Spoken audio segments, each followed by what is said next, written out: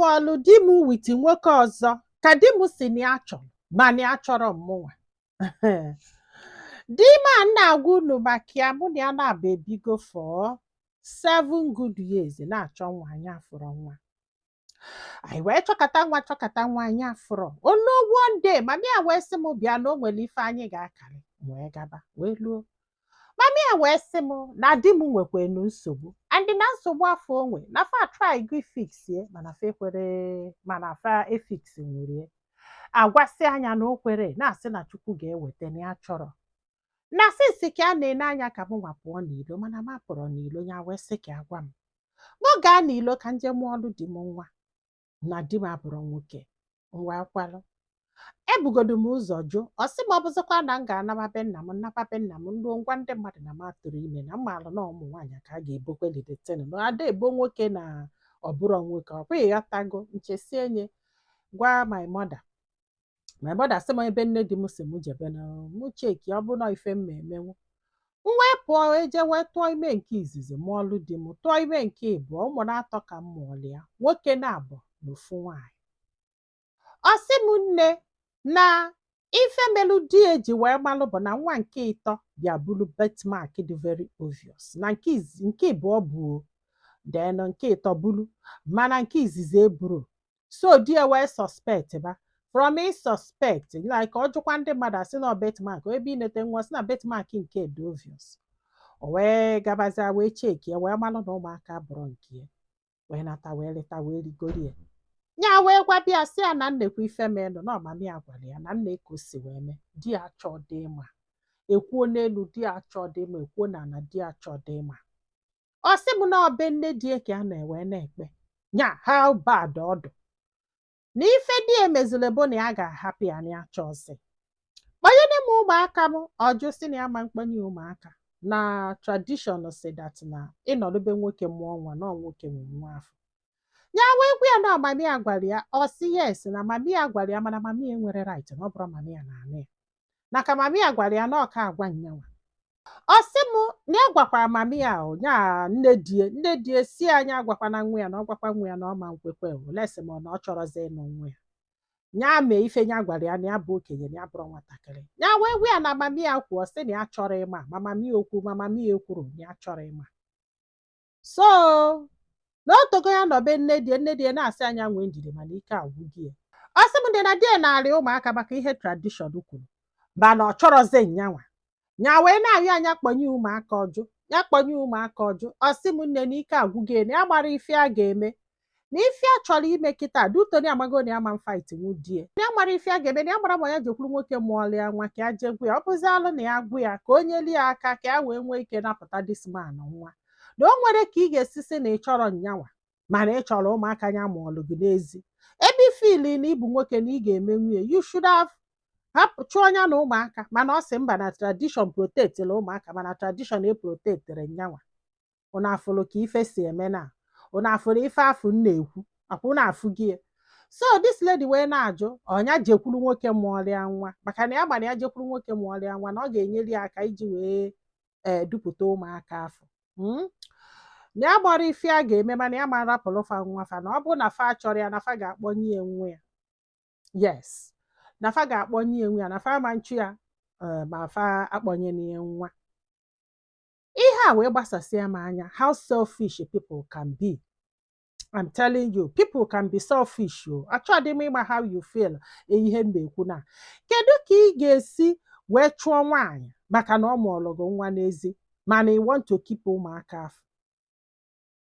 It's not like na ịbụ nwoke ịghọta, maka na ọ bụrụ na ịbụ nwoke 7 years adụga enough iji prove ya, mana iprove nwere ya.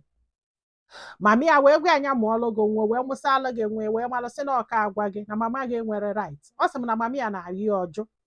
Eziokwu na mami ya nwere right na ị kwesịrị ịgwa dị mana ka agwa anyị, mana ife a bụ ife gị na nne gị nne na gị nwa kpara, which adụrụ oke na ụnụ nyere aka n'isi ọ dụrụ oke. Mana ọ bụrụ na ịjụ mama ụmụaka afọ, ị kwesịkwuru ịjụ ụmụaka afọ. Unu afụ gị ife afọ na-ekwu maka tradishọn afọ na-ekwu maka ya. Tradishọn protect nwoke na ọ ga-edulu nwa nwaanyị amụrụ na bie mana that tradition protect eze nwaanyị amụrụ nwa. So nwoke nwere right ịchụọ nwaanyị na nwa ọ mụrụ, ịchụọ nwaanyị anapụ ya nwa ọ mụrụ. Unu afụghị ife afụ m na-ekwu? Unu afụrụ ya? Now you want those kids because na ịgbago na iburo nwoke, it's obvious na ịgbago na iburo nwoke. Ọsịbụ even na mama fa sef na ya mụrụ ma ọ dụ n'alụ, maka na o nwere bọsị ya na-agata ya na mama fa na-atamu na-akarị, ọ na-asị ya na nke a ama mme na ọ kpata ụmụaka aka ife ya ga-emie nke osikwa nke osi nke ọ pụọ nke na ya mụrụ ma ife ya na mama ya kpara akpa bụ ife afọ, mana ọ bụrụ ife ya na mama ya kpara akpa, mana ya ma na ọ bụrụ na ya jekwuru nwoke mụọla ya nwa na ọ ka fanwa wee jide ego na ọ ga-anapụta fa ụmụaka afọ.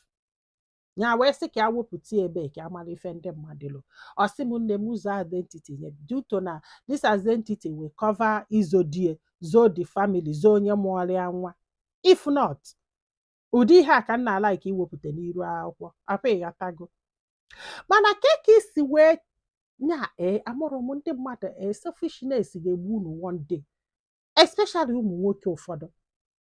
Ịchụpụ dịsi umeanọ narị ụmụaka na-atọ mụọlụ gị, ịchụpụzi anyanwa ya jee kwụgharịba. Who does that? No, who does that? Nkala isi gị nne gị jee gwa nwoke mụọlụ gị nwa ka o nyere gị aka. Mana before ijebe, you have a lot to consider. Yes, because number one, the man nwere ike fight napụta ụmụaka afọ. Yes, mana the man ọ ga-arapụ ụmụaka afọ to go, because na number one, the man amarọ na ọ mụrụ ụmụaka. Kịta anụnwa ọmalọdụ ka ọ ga-ekwe, ọ bụrụ nwoke niile ga-ekwe ka ụmụ ya nọ n'ezi. Olesi ma ọ chọrọ ịnụ gị apụ ịghọtago. Olesi ma mgbe unu na-esi ibon gị onwenugobos ọ dị interested n'ịnụ gị, then ịma na ọ napụta ụmụaka afọ na o nwere ike ịnụba gị, because na etu o si wee gbatakwụlụ kịta anụnwa, o nwekwa right ọ napụta that man ụmụaka afọ, oke ipukwa ụmụaka afọ because na ụmụ ya ka ọ bụ andịrị ịgwara ya. Mana at least ị nwere ike ikpegbu nke afọ ma ije na court. Listen, ife unu agbara ọbụna all this tradition dụkwa mma o, mana o nwere ndị court karịrị. Yes, go to court. Tradition si yes na ọ ga-protect ụmụaka afọ, mana court si that na nne ga-anọ na ndụ ụmụ ya. Nwoke nwere right ịnapụ gị ụmụaka afọ. In fact, nwoke afọ sef enwe the right over ụmụaka afọ when you go to high court. Olesi ma ị gaba na customary court, ọnya bụ na o nwere right. If you go to high court, anasị anya ụmụaka afọ, ọ dapụala. All this ụmụaka ụmụ nwaanyị anọ na village adọrọ light na-akọtara ife bụ law ka unu ga-eji na-eme ife a unu na-eme. How can you accept the kids? Choose the mother. Onwe ife na-eme gị, ama m na ife o mere adọrọ mma, but he did it for you with your mother's consent. With your mother's consent. Ya ka ịchọzi ka ịchụpụ ya ka o jee kwụgharịba. Who does that? After ụmụ na-atọ ịgbaganya aka narị ụmụ na-atọ ịbịa mana iburo nwoke. In fact, unu ada eche echiche. In fact, isi adụrụ unu mma. In fact, I don't understand etu unu si eche. Ụfọdụ ụmụ nwoke amara m etu unu si eche. Ọ dụghị nnọọ mma, dụghị obu mma ịchụọ nwaanyị a narị ụmụaka na-atọ maka na ọ mụrụ ha n'ezi. Kedu ife iji chụọ ya maka na ọ mụrụ ụmụaka n'ezi? Ụmụaka afọ ọ mụkwa n'ezi ka isi na ị ga-anarị ya maka na tradition protect you. Unu afụghị ife afụ m na-ekwu, which means ị nwere right ije dute nwaanyị ọ mụsalụ gị nwa ịchụpụ gị ya. Ịchụpụ gị ya, yes. Ọ bụrụ na ị bụrụ nwoke jee nụọ nwaanyị ọ mụsalụ gị nwa chụpụ gị ya. That is part of our tradition. Yes. Ọdụnoke. Nne, go to court. Go to court ka m na-achọ ịgwa gị. Go to court. Ilu gwafa na ọ na-alụ gị ụmụaka afọ and na ụmụaka bụrụ nke. Ejekwana na customary court, go to high court. Ka mmalụ ka ọ chọọ ụmụaka afọ achọ. Apụ ịghọtago? Ka ọ chọọ fa achọ. Kịta ihe mama ya na-ekwuzi bụ ya na-ekwukwe na ọ da anụ na ịmala onye ọ bụ na ọ da anụ ife nke nwa na ọ dị stubborn na o mere na gbasala all those things. You can protect this girl isendele nya jee. Eziokwu na ọ pụta kwuo na onye nwa sendele gị, but still o nwere right isende gị. Amarozi m onye nwe the right. Honestly, I don't know. Ike gwụrụ, agwago gị ife ị ga-eme, go to court. Do you hear me? Go to high court, not even customary court. And keep me posted. I will protect your identity, but do this. ọ bụrụ na fa chọrọ ụmụaka afọ they will still chọọ you. Ọ bụrụ na fa chọrọ you then they will not chọọ ụmụaka afọ na fa dapụala a na-akọgheri. Ọ gwazikwa ife ọzọ ị nwere ike ịgwa this lady ya mee ka o wee nwee ike kpọrọ ụmụaka ya. Ide na comment section a na-emegbu mmadụ anyhow, na-emegbu mmadụ anyhow. Onye kwuo kịta sị na ọ kara ịgwa nwoke na ọ kara ịgwa nwoke, ada agwa nwoke ụdị ife afọ, ada agwa nwoke ụdị ife afọ because ajụgo m mmadụ na onye bụ okenye a sị na mgbe gboo na ada agwa nwoke ụdị ife afọ maka na ọma mbughe na ọma ndinwu. Yes, ka anyị gwa onwe anyị eziokwu. Ọdụ ka nwoke na-ara ntị otu ọ ga-ekwe at the end of the day nyanwa ka a na-enyekwela aka to make him a man. Apụ ịghọtago. In fact, ka ọ kwuolu ndị mmadụ sef a na-akọgheri. Oge ọbụla you people know how to megide ụmụ nwaanyị. Mgbe ọbụla m kwuo na tradition protects men more than women, ụfọdụ abịa na my comment section na-akwa m iyi na-asị na ife na-ekwu adọrọ ma should leave tradition as women na-asị mebie. Okay, look at this one now. Kedu onye o protect? No, kedu ihe ọ bụrụ tradition anyị? Is this not our tradition? Tradition anyị kwu na nwaanyị nwere ike ịmụ nwa n'okpuru nwoke, nwoke enwelu nwa. So that tradition kwukwu na nwoke afọ nwere right ịchụpụ nwaanyị amụọrịa nwa.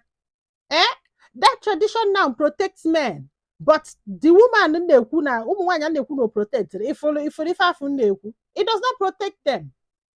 Iwu niile unu tiri bụ against ụmụ nwaanyị favors you guys.